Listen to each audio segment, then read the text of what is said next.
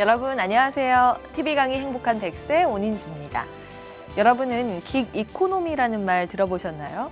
저성장으로 기업들의 채용 규모가 줄어들면서 정규직보다는 필요에 따라 계약직이나 임시직으로 사람을 고용하는 경향이 커지고 있는 경제 상황을 말하는데요.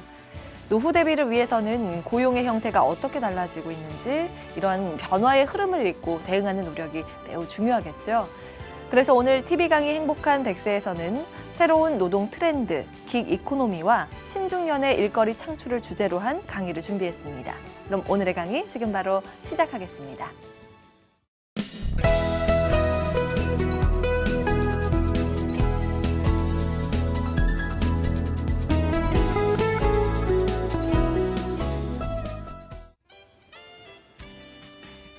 예, 안녕하십니까.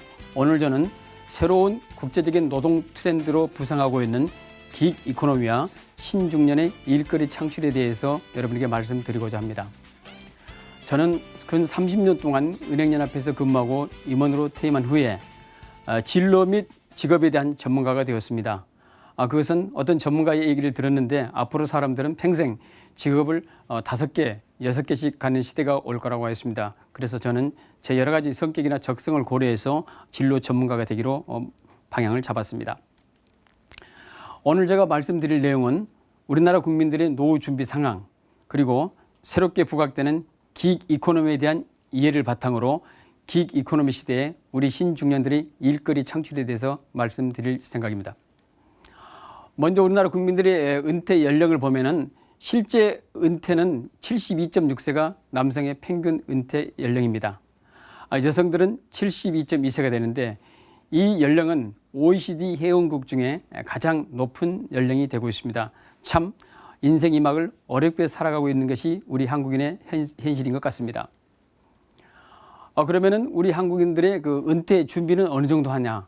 삼성생명 은퇴연구소의 조사에 의하면은 56% 정도의 사람만이 은퇴 준비를 하고 44%는 아직 준비를 못했다고 합니다.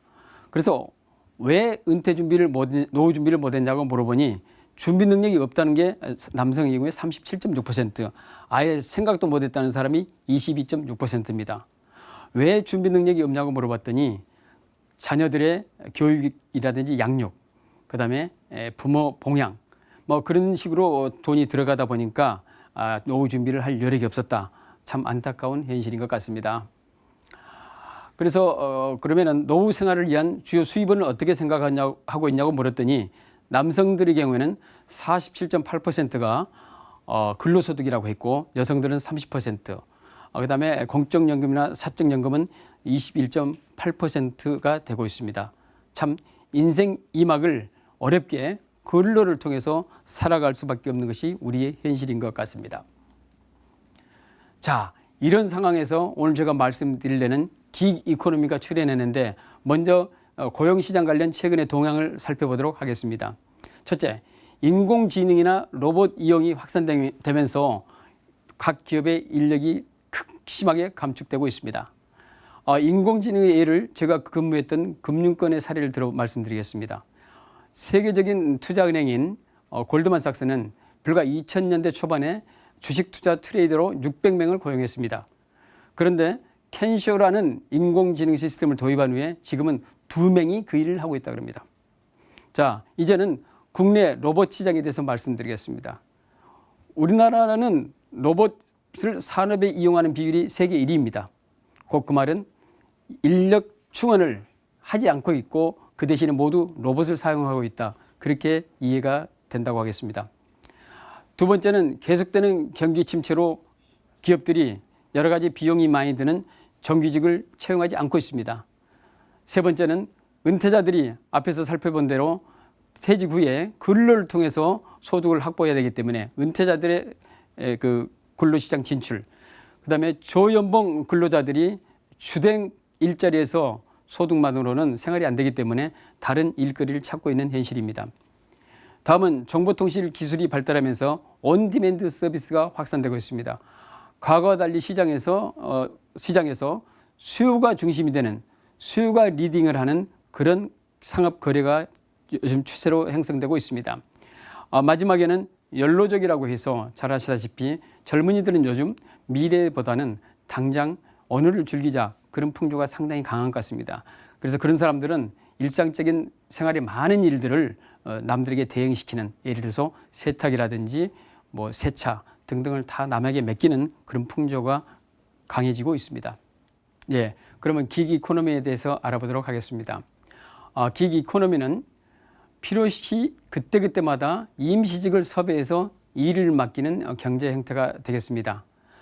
좀 더 구체적으로 말씀드리면은 디지털 플랫폼을 통해서 거래가 이루어지는 것인데요. 사회공헌 활동 등 비재무적인 활동도 기기 이코노미를 통해서 거래가 될 수 있습니다.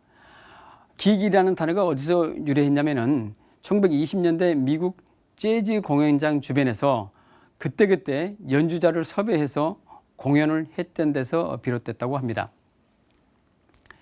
좀 더 쉽게 그 사례를 말씀드리겠습니다. 그 아까 플랫폼을 말씀드렸는데 쉽게 그 스마트폰에서 말하는 웹 기업이 되겠습니다. 그래서 그 기업이 전문가 자문 서비스 앱을 운영하는 플랫폼이라고 할 때 앱 가입자가 해외 시장에 조사 서비스가 필요한 경우에 그 앱상에 신청을 합니다. 그러면은 해외 시장 전문가로 그 앱상에 등록된 자가 그 신청 내용을 보고 자기 거래 조건에 맞으면은 그 일을 하고 최종적으로는 수요자 의뢰를 했던 사람이 서비스의 품질을 평가를 합니다. 그리고 흡족하면은 대금을 지불하는 그런 구조가 되겠습니다. 이러한 주요 플랫폼 중에서 세계적으로 유명한 게 미국의 우버와 에어비앤비 등이 있는데, 우버는 자동차 운전 서비스가 되겠습니다.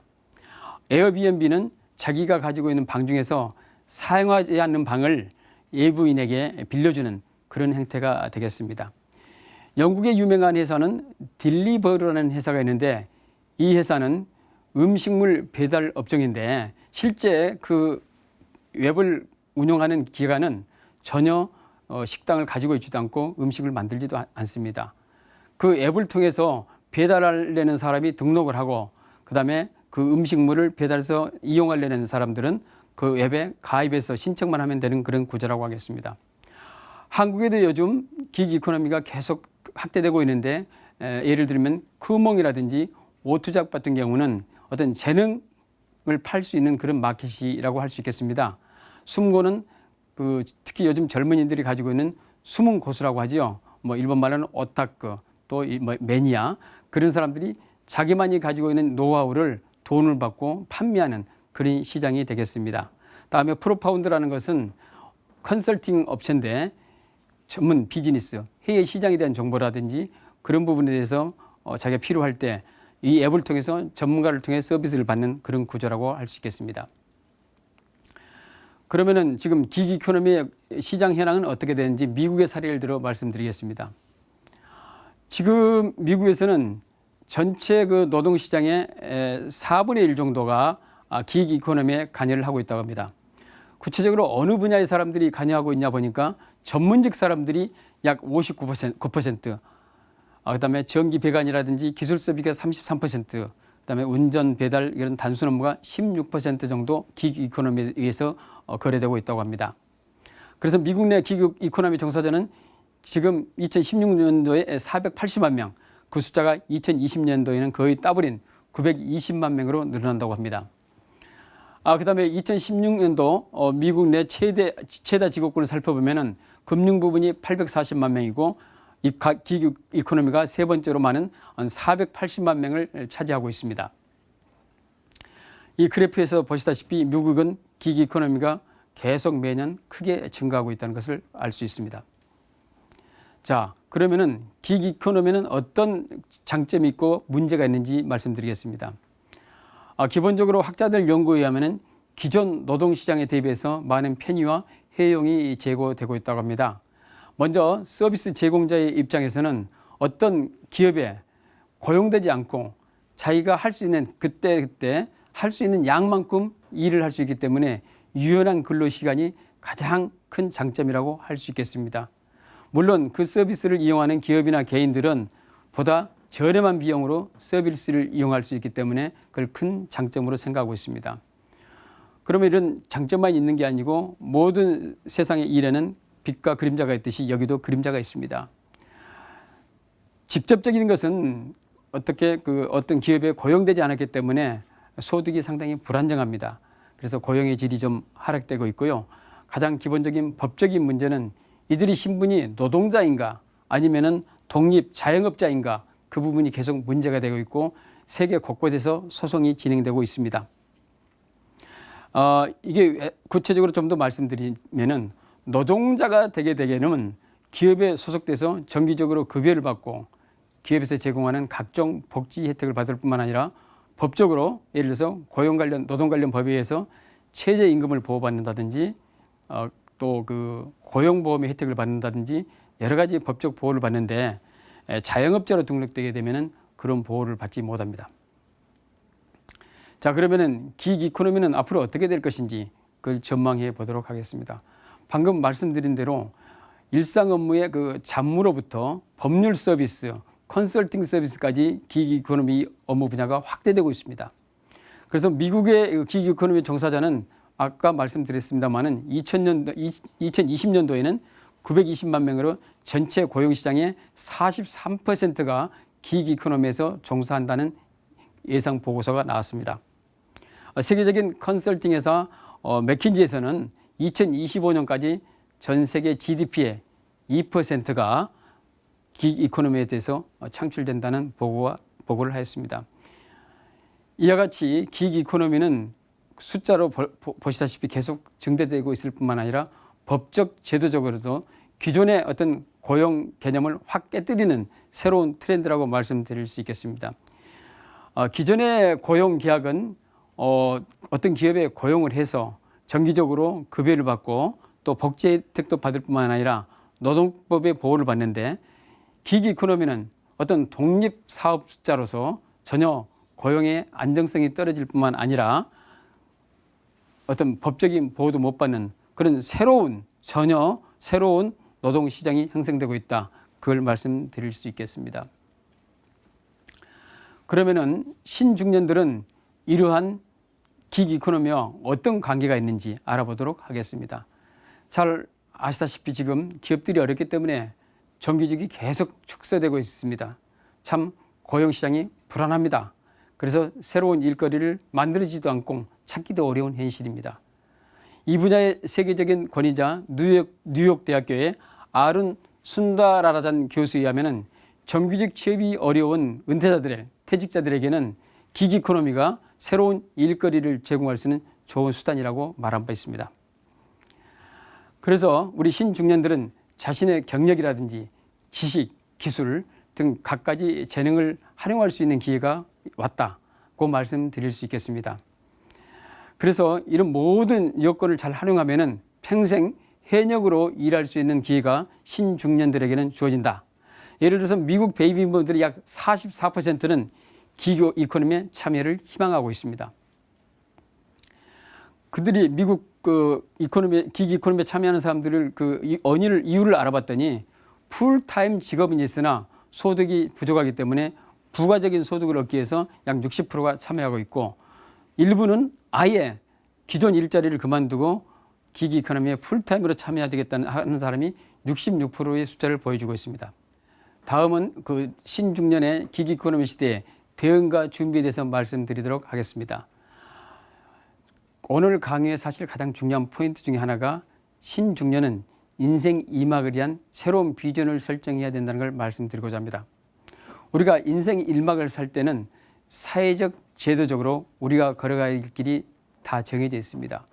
예를 들어서 초등학교를 졸업하고 중고등학교, 또 일부는 대학교, 또 남성 같은 경우에는 군대를 갔다 오고 결혼을 하고 취직을 해서 한 40대 후반, 50대 중반이면 퇴직을 하는 그런 사회적으로 우리가 걸어갈 길이 정해져 있습니다. 그런데 인생 2막은 특히 100세 시대의 인생 2막은 아무도 가보지 않았던 길입니다. 우리가 지금 살펴보고 있는 기획 이코노미처럼 우리가 앞으로 20년, 30년, 40년 살 미래는 우리가 전혀 생각하지 못한 노동시장, 고용시장 환경이 조성됩니다. 그래서 우리는 이러한 새로운 환경 하에서 우리가 인생 1막에서 경험했던 여러 가지 자질, 기술, 능력을 다 점검을 해서 인생 2막에 맞는 비전을 설정해야 될 것입니다. 저희들 선배 세대는 퇴직을 하고 은퇴를 하고 한 5년 정도, 10년 정도 살았기 때문에 그 과정에서 실제 큰 일을 한다기보다도 여생의 개념으로서 세월을 보냈던 게 사실입니다. 그러나 우리는 앞으로 30년, 40년 어떻게 보면 인생 1막보다도 더 오랜 기간을 살아야 되기 때문에 뚜렷한 비전이 없으면 인생 2막을 잘못 보내는, 방황하게 되는 그런 결과가 나올 수 있습니다. 다음에는 일의 세계의 변화에 대한 지속적인 관심을 가져야 되겠습니다. 우리가 계속 지금 살펴보고 있는 긱 이코노미처럼 제4차 산업혁명 시대는 특히 기존에 있던 많은 일들이 없어지고 새로운 일들이 새로 나타날 것입니다. 그래서 항상 직업 세계에 대해서 관심을 가지고 살펴보아야 되겠습니다. 세 번째는 당연히 긱 이코노미 시대에 거기에 적극 참여할 필요가 있다고 생각합니다. 참여를 하기 위해서는 자신의 경험이라든지 지식, 기술 등 갖가지 재능에 대해서 철저하게 검토를 한 다음에 어느 정도 시장에서 좀 팔릴 수 있겠다 하는 부분은 과감하게 어떤 앱이라든지 플랫폼에 가입해 가지고 긱 이코노미에 참여하는 참여자가 되어야 될 것 같습니다. 그리고 그중에서 좀 부족한 부분이 있다면 교육 훈련 등을 통해서 다시 도전하는 그런 도전 정신도 필요하겠습니다. 다음은 긱 이코노미와 1인 기업을 병행하면 되겠습니다. 우리가 이제 긱 이코노미라는 용어를 씁니다만은 큰 틀에서 보면은 1인 기업이라고도 할 수 있습니다. 그래서 자기가 가지고 있는 재능 중에 취미와 관련해서 독특한 기술이 능력이 있다 그러면은 그것을 긱 이코노미 시스템에 띄어서 또 판매할 수 있는 그렇게 소득원을 다양화할 필요가 있다. 다음에 말씀드릴 것은 신기술을 활용한 디지털 기기들이 계속 속출되고 있습니다. 특히 SNS라든지 그런 부분에 대해서 계속 적응을 하고 친숙하지 않으면은 긱 이코노미 시대를 살아남기 어려울 것 같습니다. 그래서 마지막으로 가장 중요한 것은 긱 이코노미 시대에는 소득원을 다양하고 여러 가지 일을 해야 되기 때문에 효율적인 시간 관리가 꼭 필요하다고 생각합니다. 인생 1막 시대에는 기업에 소속되어 있기 때문에 기업의 플랜과 계획에 따라서 자기 시간을 조정하게 되지만은 인생 2막 긱 이코노미 시대에는 자기 스스로 시간 관리를 하지 않으면은 뭐 소득도 얻을 수 없고 인생을 상당히 낭비하게 되는 그런 결과가 초래될 것으로 생각됩니다. 네, 오늘 저는 새로운 노동시장의 새로운 트렌드로 부각되고 있는 긱 이코노미에 대해서 알아보고 신중년들이 여기에 어떻게 대응해서 일자리를 창출할 것인가에 대해서 말씀드렸습니다. 전체적으로 다시 정리해서 말씀드리면 우리가 부지불식간에 새로운 노동 트렌드로 긱 이코노미가 우리 가까이 와 있습니다. 말씀드린 대로 긱 이코노미는 어떤 조직이나 기관에 소속되지 않고 그때그때 자기가 할 수 있는 시간에 자기가 할 수 있는 것만큼 일을 선택해서 한다는 그런 자유로운 시간의 여유, 유연성인 그게 가장 큰 장점이라고 할 수 있겠습니다. 그런데 신중년들은 새로운 일자리를 구하는데 재취업을 한다든지 창업을 한다는 것은 너무나도 힘든 게 현실입니다. 그래서 긱 이코노미는 신중년들에게 큰 기회를 주고 있다. 예를 들어서 인생 1막에 전문가로 근무했던 분들은 나이가 들어서 회사를 퇴직했고 또 재취업을 하려고 해도 나이가 들어서 받아주지 않습니다. 그렇지만은 긱 이코노미 시대에는 자기의 전문성은 어디로 가지 않기 때문에 자기 전문성을 가지고 1인 기업으로서 도전하게 되면은 인생 2막을 평생 현역으로서 살아갈 수 있는 좋은 기회가 되겠습니다. 다른 부분들 예를 들어서 일상적인 사무직이라든지 또 일반 기술직이라든지 그런 분들도 긱 이코노미 시대에 맞게 자기가 가지고 있는 재능을 좀 업그레이드 시켜서 이 제도를 적극 이용하신다면 인생 2막이 좀 더 여유 있고 좀 안정된 그런 생활을 할 수 있으리라고 저는 생각합니다. 여러분, 새로운 시대에 이것을 그대로 스쳐 지나가고 말 것인지 아니면은 준비를 잘해서 기회로 만들 것인지 그것은 여러분에게 달려 있다고 생각합니다. 저는 긱 이코노미 시대는 우리 신중년 인생 2막을 시작하는 베이비 부모들에게 큰 기회라고 생각합니다. 감사합니다.